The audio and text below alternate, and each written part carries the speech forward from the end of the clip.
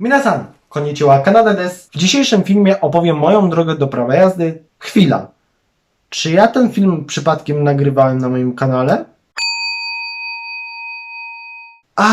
Dobra, już wiem. Nagrywałem to w marcu tego roku. Jeżeli jeszcze nie oglądaliście, serdecznie zapraszam do jego obejrzenia. Link macie w prawym górnym rogu ekranu albo w linku w opisie pod filmem. Tym razem przyszedł czas na drogę do prawa jazdy kategorii A2.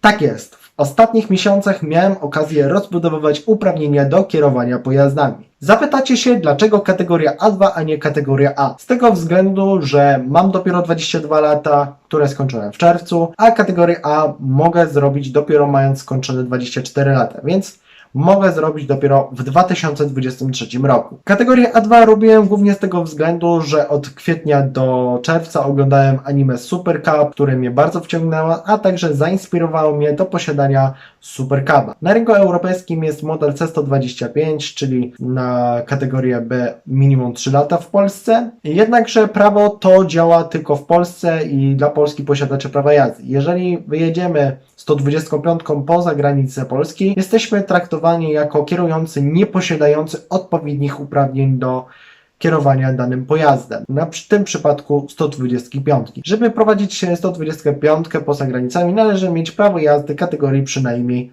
A1. I to były powody, dla którego zrobiłem kategorię A2 i bardzo mnie zmotywowało do podjęcia jakichś działań, żeby te uprawnienia zdobyć. Proces zdobywania tych uprawnień rozpoczął się w czerwcu. Początek czerwca to były formalności związane z wyrobieniem profilu kandydata na kierowcę. W tym celu musiałem zdobyć dwa elementy. Jednym z nich było nowe zdjęcie do blankietu. Należy pamiętać, że zdjęcie to nie może być starsze niż 6 miesięcy, a drugi to kserokopia aktualnego blankietu prawa jazdy. Ta kserokopia będzie potrzebna dla tych, którzy decydują się na rozbudowywanie uprawnień o kolejne kategorie, np. A1, A2, czy pełne A, czy B plus E. Więc musiałem te dwie rzeczy załatwić. Chciałem również zrobić nowe badania lekarskie, jednak okazało się, że było to zbędne, ponieważ te badania, które robiłem na kategorię B, są też na kategorię A i B plus E, czyli na samochody osobowe z przyczepami wszelkiego rodzaju, jak i też o wadze powyżej 750 kg. O tym fakcie nigdy nie wiedziałem. Gdybym wiedział wcześniej, na pewno bym się tam nie zgłaszał. Ale no cóż, chciałem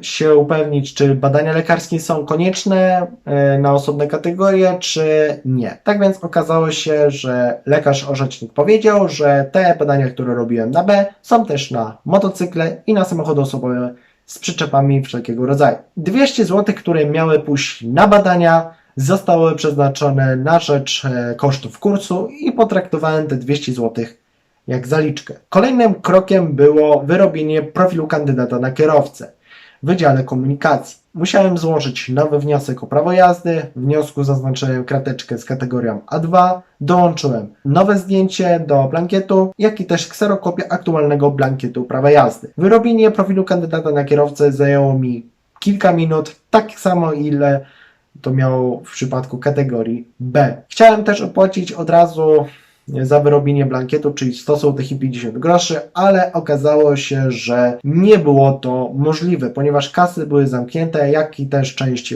urzędów. To było 4 czerwca w piątek, czyli dzień po Bożym Ciele. Dlatego jedynym sposobem na opłatę za wyrobienie blankietu był przelew internetowy. Zrobiłem to spokojnie po weekendzie, czyli w poniedziałek 7 czerwca. Opłaciłem 100 zł i 50 groszy na podane na karteczce numer konta bankowego i jakim tytułem, czyli na przykład opłata za wydanie prawa jazdy, jeszcze trzeba było dodać swoje imię i nazwisko. Niektóre wydziały komunikacji w różnych miastach mogą wymagać też podania numeru PESEL. W moim przypadku nie było to konieczne, więc zrobiłem zgodnie z instrukcjami podanymi na karteczce. Potwierdzenie wpłaty należało również wysłać na adres mailowy starostwa lub urzędu miasta, potwierdzenie wpłaty za wydanie prawa jazdy. Jak już to zrobiłem, kolejnym krokiem było zapisanie się na egzamin teoretyczny do Wojewódzkiego Ośrodku Ruchu Drogowego. W przeciwieństwie do kategorii B, do zdobywania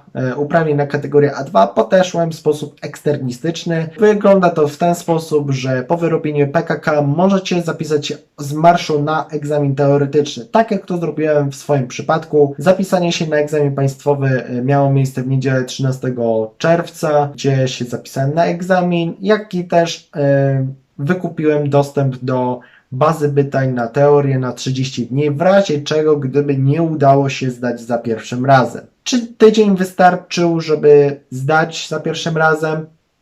Tak. Na początek musiałem przypomnieć te pytania, które były doskonale mi znane z kategorii B, jak i też musiałem zapoznać się z pytaniami specjalistycznymi typowo na kategorie motocyklowe. I później na kilka dni przed egzaminem rozpocząłem naukę poprzez robienie kilku testów pod rząd i później godzinę, 2 godziny przerwy. To była metoda podsunięta przez mojego ojca, jak się uczyłem na kategorię B i to się sprawdziło. Zapytacie dlaczego? Zanim może do tego przejdziemy, opowiem jak to wszystko wyglądało w dniu egzaminu, czyli 21 czerwca o 10:30. Egzamin rozpoczął się z kilkunastominutowym opóźnieniem z tego względu, że były procedury związane z pandemią, czyli mierzenie temperatury, sprawdzanie, czy osoby egzaminowane mają na sobie maseczkę ochronną, jak i też założone na ręce rękawiczki. Była też sprawdzana tożsamość wszystkich zdających. Była taka historia, jedna osoba egzaminowana przyszła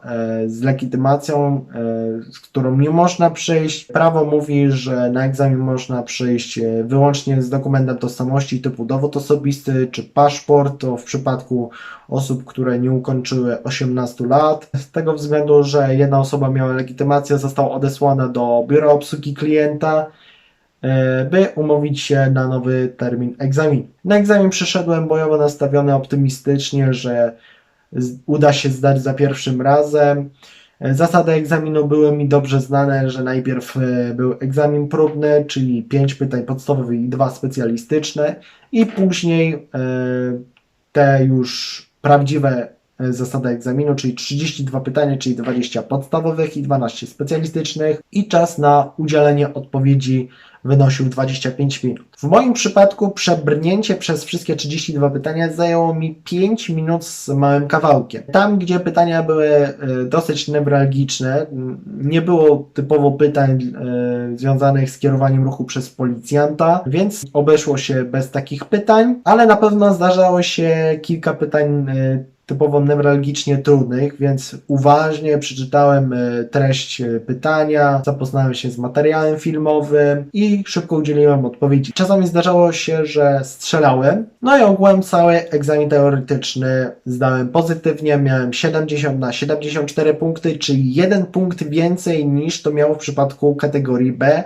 gdzie teorię zdałem dopiero za trzecim podejściem, czyli do 3 razy sztuka. Po zdaniu egzaminu teoretycznego była przerwa między drugim a trzecim etapem. Trwało to prawie 2 miesiące, bo były też wakacje, każdy chciał sobie odpocząć, musiałem też inne sprawy załatwić, między innymi opłacić pozostałą część kosztów kursu, czyli w moim przypadku było to 1950, czyli za cały kurs zapłaciłem 2150. Musiałem też zaopatrzyć się w rękawice motocyklowe, za to dałem 60 zł, jak i też musiałem kupić kask z atestem, za który dałem 2,5 stówy. Były to potrzebne rzeczy zarówno i na kurs, i na egzamin, bo tego wymaga sytuacja pandemiczna. Bez tego ani rusz. Potem doszedł do tego wyjazd na Hikari do Poznania i dopiero 9 sierpnia postanowiłem zadzwonić do szkoły jazdy, by umówić się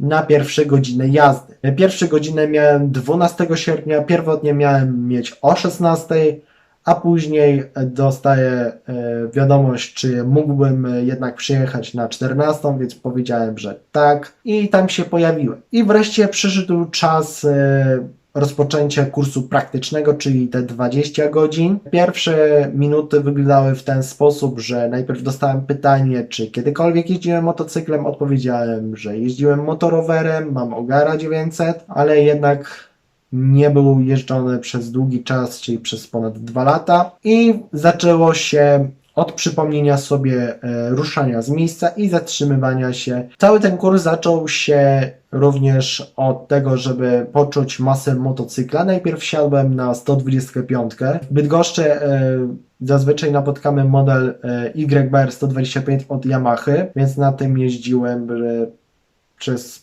parędziesiąt minut, żeby przypomnieć sobie przyspieszanie, ruszanie z miejsca, zatrzymywanie się i tak dalej. Jak już poczułem masę motocykla, przesiadłem się na motocykl docelowy, czyli na BMW G310R, który od tego roku jest pojazdem egzaminacyjnym chociażby w Bydgoszczy, w Łodzi, w Gorzowie Wielkopolskim czy w Warszawie. Pierwsze uczucia były takie, że czuć było tą masę, jednak nie było z tym żadnego problemu, tylko że reakcja na gaz była jakby trochę gwałtowna, tak łagodnie rzecz ujmując. Na pierwszych godzinach również zacząłem robić ósemki i slalom wolny. Wychodziło to mi bardzo dobrze i szlifowałem to na kolejnych godzinach. Ponadto również robiłem takie manewry jak slalom szybki, omijanie przeszkody, ruszanie do przodu na wzniesieniu. Było też jeszcze prawie że końcówce hamowanie awaryjne oraz hamowanie do zatrzymywania we wskazanym miejscu, które już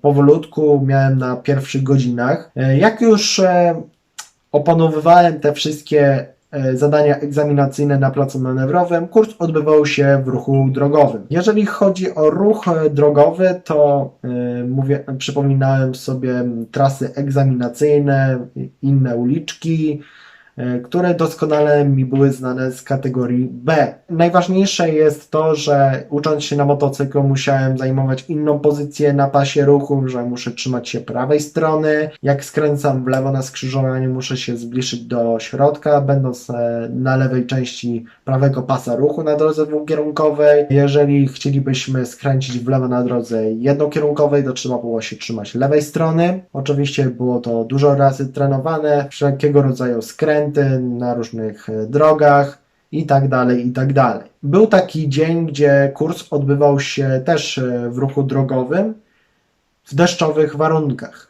I w tym zakresie nabyłem pewne umiejętności, bowiem wiedziałem, żeby jechać troszeczkę wolniej, bo jest ślisko, że trzeba niegwałtownie hamować, więc trzeba robić to spokojniej. Jedyną rzecz, którą miałem przemoconą, to były moje spodnie po części, ale co do jazdy motocyklem w deszczowych warunkach i to w trakcie kursu było dla mnie takim czymś nowym, żeby nauczyć się jeździć motocyklem w szczególnych warunkach, czyli na przykład w deszczu i tak dalej. Nie było z tym żadnych problemów, więc nabyłem pewne umiejętności, co należy zwracać uwagę podczas jazdy w deszczu. 26 sierpnia był to dzień, w którym miałem ostatnie godziny kursu. Jeszcze dzień wcześniej, pod koniec kursu 25 sierpnia, byłem zaznajomiony z obsługą techniczną tego BMW. Dowiedziałem się, gdzie znajdują się płyny eksploatacyjne, czyli płyn hamulcowy, przedni i tylny, poziom oleju silnikowego, poziom płynu chłodzącego i w jaki sposób sprawdzamy światła na przykład hamowania stop, światła pozycyjne i tak dalej. Czyli praktycznie to samo jak na prawo jazdy kategorii B. Jak już skończyłem wjeżdżać 20 godzin, to dnia następnego, czyli 27 sierpnia, mogłem już się zapisać na egzamin praktyczny. Co niniejszym dokonałem w poniedziałek 30 sierpnia. Wtedy przyjechałem do Wojewódzkiego Ośrodku Ruchu Drogowego, bo wtedy miałem większe szanse, że dostanę bliżej termin, a na portalu Infocar były terminy odległe, czyli typu 3-4 tygodnie, a nawet ponad miesiąc czekania, więc warto przyjechać do WORD-u osobiście, bo wtedy mamy większe szanse, że dostaniemy szybszy termin. Tak to było w moim przypadku. W moim przypadku dostałem już termin egzaminu na drugi dzień na godzinę 11:15 i postanowiłem też wykupić 2 godziny jazd doszkalających, żeby przypomnieć wszystko, co jest potrzebne na egzamin państwowy i za te jazdy doszkalające zapłaciłem 190 zł, a za egzamin praktyczny 180 zł. Przychodzi termin egzaminu praktycznego, czyli 31 sierpnia, 11:15. Po wyczytaniu mojego imienia i nazwiska dostaję informację, że egzamin jednak się nie może odbyć z powodu złych warunków atmosferycznych, bo wtedy padał deszcz i nabierałem coraz większych wątpliwości, co się stanie z moim egzaminem, czy zostanie odwołany, czy się odbędzie w okrojonej formie, a tak to niestety ze względów bezpieczeństwa został odwołany, więc musiałem się udać do biura obsługi klienta, by zmienić termin egzaminu. Na całe szczęście egzamin miałem na drugi dzień, czyli 1 września o 12:30. Przeczekanie 24 godzin nie zabolało, więc poczekałem sobie cierpliwie, aż nadszedł dzień egzaminu, czyli tak zwana chwila prawdy, żeby przekonać się, czy uda się zdać, czy się nie uda zdać. A najważniejsze jest to, że egzamin mógł się odbyć, bo wtedy asfalt był suchy, a pogoda dopisywała. Na placu manewrowym wszystkie zadania zrobiłem idealnie, z wyjątkiem zadania 7 polegającego na hamowaniu awaryjnym z prędkością minimum 50 km na godzinę. Przy pierwszej próbie miałem 49 km na godzinę, czyli 1 km za mało. Prawdopodobnie wynikało z tego względu, że miałem po prostu za mały rozbieg, by rozpędzić do prędkości minimum 50 na godzinę. Tak to w drugiej próbie się udało, miałem 53 na godzinę i zadanie zostało zaliczone. Jeżeli chodzi o obsługę techniczną pojazdu, to komputer wylosował mi do sprawdzenia poziom oleju silnikowego i światła mijania. Dodatkowo, jeżeli robicie motocyklowe prawo jazdy, musicie też wiedzieć, że obowiązkowo musicie sprawdzić też naciąg łańcucha. Tego egzaminator Wam nie powie, więc sami musicie wiedzieć, żeby to sprawdzić. Więc nie ma przebacz. Jak już pozytywnie przeszłem przez egzamin na placu manewrowym, ruszamy do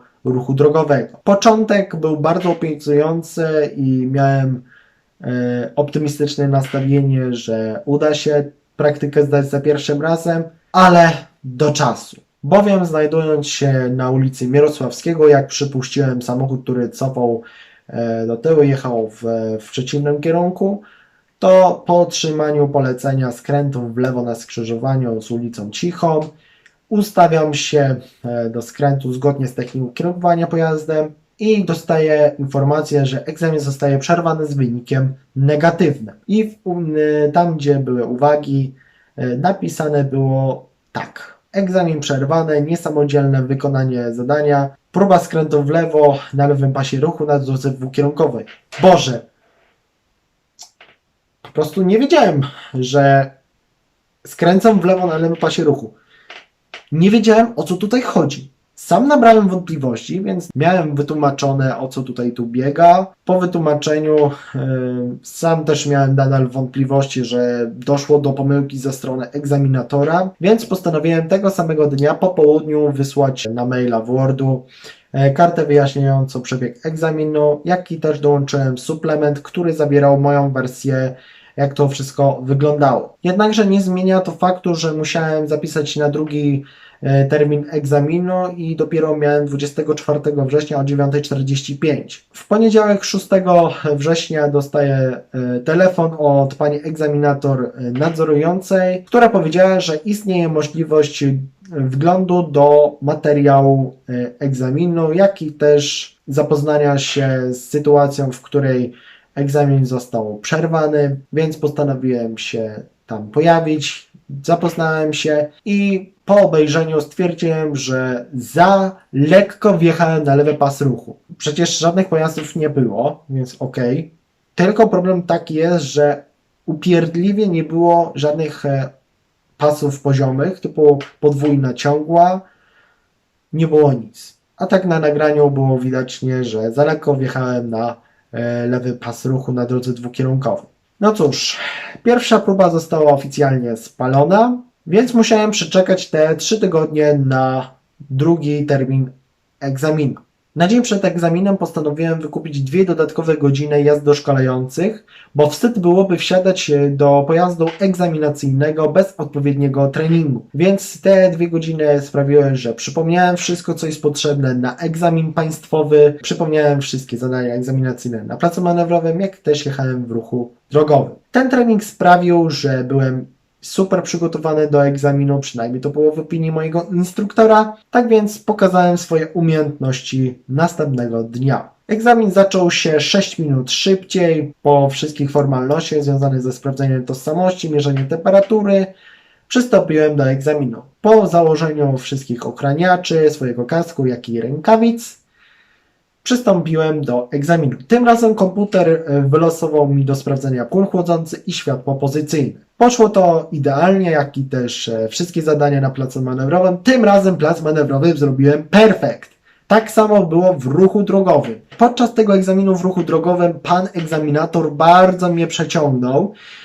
Ciągle jadąc w lewo na skrzyżowaniu albo w prawo na skrzyżowaniu i tak dalej, i tak dalej. I to wszystko się przeciągnęło, ale tak to zdałem egzamin idealnie, tylko że na całym egzaminie miałem jeden błąd, bo zapomniałem schować stopki przed egzaminem w ruchu drogowym. Tak to miałem wszystkie zadania zrobione idealnie. Ogółem egzamin praktyczny zdałem tym razem za drugim razem. Jak wyjeżdżałem z WORD-u, to widziałem pana instruktora z jednym kursantem, więc postanowiłem troszeczkę na chwilę stanąć i pokazać ten arkusz przebiegu egzaminu, że pogratulował mnie jak moi bliscy, moi znajomi. Pokazałem, że zdałem. Potem pozostało tylko nic innego jak czekać na blankiet prawa jazdy, który został zamówiony 28 września we wtorek, a był gotów do odbioru 7 października w czwartek, czyli 7 dni roboczych później. Najważniejsze było to, że nie musiałem się umawiać telefonicznie na odbiór, bo rejestracja już nie była potrzebna ze względu na pandemię, a poza tym jeszcze zadzwoniłem dla pewności, czy nie trzeba się umawiać telefonicznie na odbiór, a powiedzieli, że nie trzeba, więc można przejść bezpośrednio z marszu, tak więc git. Na koniec też warto wspomnieć o tym, ile pieniędzy wydałem za zrobienie prawa jazdy kategorii A2. Kurs 2150 zł, egzamin teoretyczny 30 zł, egzaminy praktyczne 360 zł, po 180 zł każdy, po raz oblałem. 4 godziny jazd doszkalających 380 zł, po 95 zł za każdą godzinę. Oraz za wyrobienie blankietu prawa jazdy 100 zł i 50 groszy. Razem wyszło 3020 zł 50 groszy. Gdyby nie oblanie egzaminu za pierwszym razem, jak i też konsekwencje typu wykupienie dodatkowych godzin doszkalających, zapłaciłbym 370 zł mniej, czyli 2650 zł 50 groszy. Moi drodzy, tak wyglądała moja droga do prawa jazdy na kategorię A2. Z tego kursu wyniosłem sporo, tak jak na przyszłego motocyklistę przystało, więc niedługo będę się przymierzać do zakupu motocykla. Nie wiem jeszcze jakiego, zapewne dowiecie się o tym już niedługo. Tymczasem na dzisiaj to już będzie wszystko. Do usłyszenia następnym razem i sayonara!